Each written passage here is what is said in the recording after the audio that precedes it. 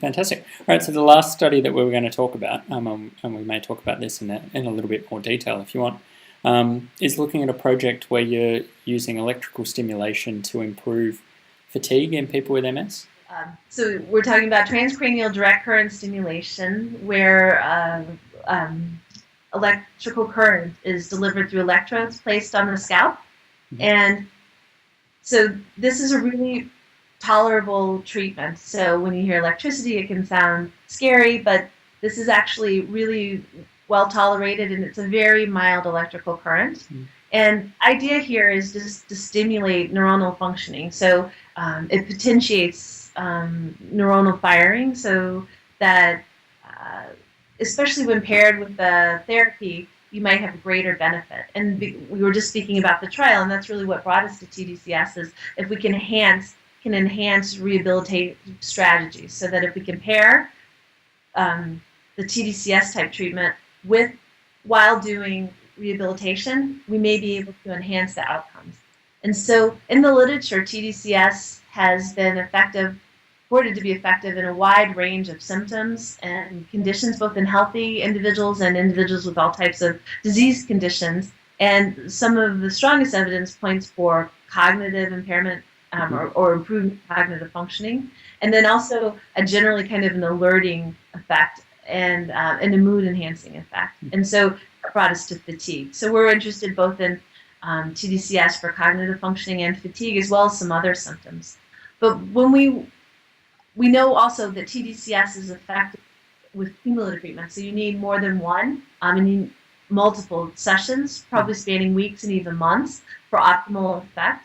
And that's especially true if we're going to pair it with a rehabilitation. For instance, if we did pair it with cognitive remediation, you would have to do that every day for several days over weeks. And so we come right to the problem that we started to talk about in the beginning of our interview, where this is just not feasible for individuals living with MS. And so as a result of that, really there's so much promise in the literature with TDCS, but including in MS, but it has been really relatively little. There's really few studies, and those studies out have only studied, one or just a few TDCS sessions, and in very small sample sizes. And so we took a step back before looking directly at clinical efficacy, but instead developed a method because of these devices and because of the safety and tolerability. We can deliver it away from clinic.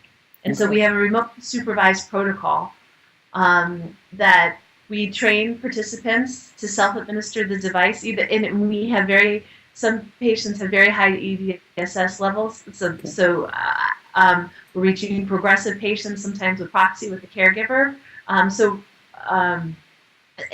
we train them in clinic, and then we send them home, and using a video conferencing platform, we guide them through self-administration while away from clinic. And so it's very different than just giving them the device. These are specially designed devices, especially designed just for use in our study. So the headset, all of the aspects of the device are very MS-friendly and very user-friendly and highly, highly controlled for all safety aspects.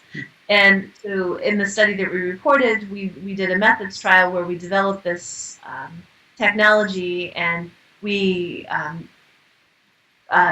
reached participants remotely, and we administered over 250 sessions, active sessions, using this remote protocol. And so we've developed the method now, and we feel that this has put us in a great position to really now do adequate study to exactly understand the benefits and the potential for TDCS and MS. So it's an exciting time for us in that way to continue on with that work.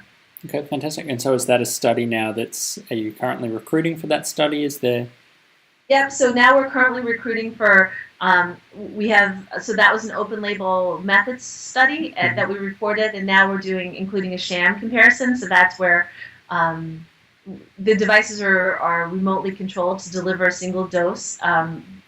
So the dose now will be either sham or active, and we're going for 20 sessions and looking at a wide range of clinical outcomes. We pair it with cognitive training while we deliver the treatment, and then we have a wide range of symptom measures so that we can really observe the effects. One of the most exciting things in our feasibility study, or the methods trial that I just talked to you about, was that some of the really key symptoms had great gains. We had a comparison condition. It wasn't sham, but it was following all the same procedures. And the cognitive training, they just didn't wear the headset. And then we found improvement in cognitive functioning, cognitive processing speed, as well as fatigue and mood. And so it's just an exciting time for us to continue to study and see the potential for TDCS in MS rehabilitation. That's great. So if people are interested in potentially participating in this study, how can they find out more information, or what should they do? People are welcome to contact me directly. So I can provide an email. We can put your email address. We'll put your email address down the bottom so that people can get in touch. So that's the best way will be to email you? Yeah, sure. Okay. Yeah. All right, fantastic. So we have a couple of questions here that have been submitted, and they may or may not, from what we've talked about, be relevant to your research. So one of the questions was about whether you've looked into whether any medications, currently available medications or supplements, have any effect on cognitive function, and are there any other treatments that make no difference? And have you looked at that in any of the work that you've done? Great. So early on, I work with Dr. Lauren Krupp, and who's the director of our MS Center here, and we've worked together for a long time. And in 2000, we did a trial of donepezil or Aricept, which is indicated for use in Alzheimer's disease. It's a cholinesterase inhibitor, and we found positive effects initially. That then went on to a multi-center trial that was negative. So that was cholinesterase inhibitors have been studied, and that was part of our work as well to initiate that. So some promise, but in the end, not replicable, and we currently wouldn't recommend that. So those are the category of drugs that are used right now currently in Alzheimer's and other conditions that are associated with cognitive impairment. Then another category of drug are stimulants, and stimulants have some benefit, and this is drugs that are used for ADHD or just drugs that can help you be more alert. The research for use in MS is really generally mixed, but even if there's an effect, there's some real limitations in that across the literature, there's probably a plateau in these drugs, and so that even if you get an initial boost, that won't continue over time. And then some of the more, at least the stronger of the stimulants are associated with risk for abuse and dependence, and so there's some safety issues as well. So those are the two main categories of drugs that have been studied. Supplements, to my knowledge, the supplement studies that I'm aware of for use in MS have not been especially promising for cognitive impairment in MS. And so I know that there's those studies that are continuing, but I guess that's a long way to answer that right now there's no drugs or supplements that I know of that would be recommended for use. And none of the currently available MS medications that people may be on have shown any sort of benefits for cognitive function? Well, that's an interesting question, and some of that's coming down to the outcome measures and how sensitive the measures are used in the trials, and I think that the trials that are ongoing now are including cognition at a much higher level, so I think that's really exciting because we'll know from the trials that are studying whether the drug works for MS, that also how it affects cognition as a symptom more specifically. So I think part of the reason that we don't really know about the drug's effect, the disease-modifying drug's effect on cognition, is because sometimes it wasn't included, or it wasn't included, in depth for these trials as an outcome. So it's overall, the drugs don't seem to particularly influence cognition, but that's really an open-ended question that I think current research is going to answer. So really, we hope for two things. You would love to see an improvement in cognition, but also just to stop any decline, so that you would, or to stop cognitive involvement in the first place would be. I mean, it's great to hear you say that now this is something that's being included in current clinical trials as an outcome measure, because I think people with MS would say that it's certainly something that affects their quality of life. So to have that included as something that we're looking at in terms of the effectiveness of these new medications is really important.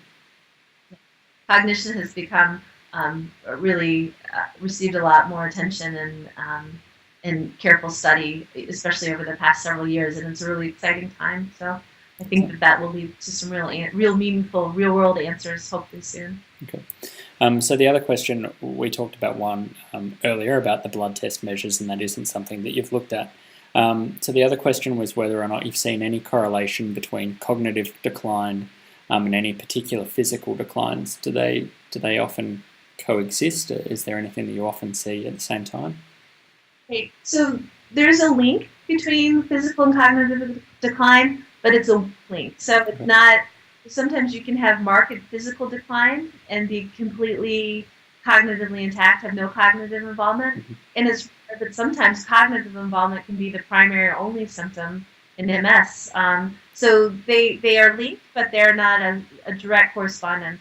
And interestingly, when we did in our trial, and most of it's anecdotal right now, but some of the participants who found cognitive improvement, and so really enjoyed the cognitive remediation, reported that they had a corresponding physical benefit. And that might be underlying with some of the alerting, that they're just more engaged and alert, but also they were, many people reported that they felt more active and, walking more engaged in that way. So, and then that just brings us more broadly to that brain health and physical health are completely corresponding. So taking care of the body is taking care of the brain and vice versa as well. So they are very linked. But it is, again, it's not a direct one-to-one correspondence in MS at all. Okay. All right. With that, I think we'll leave it there. We'll let you get on with your day. It goes without saying that we're hugely appreciative of you taking the time to talk to us today. It's been extremely interesting for me, and I'm sure it will be extremely interesting for all the people with MS that are watching. We wish you all the best of luck with all of the research projects that you're involved in, and we'll definitely stay in touch to find out all of the updates as they come to hand. And as I said, thank you once again for your time today. Thank you so much for having me. It's been great. I really appreciate it. Thank you.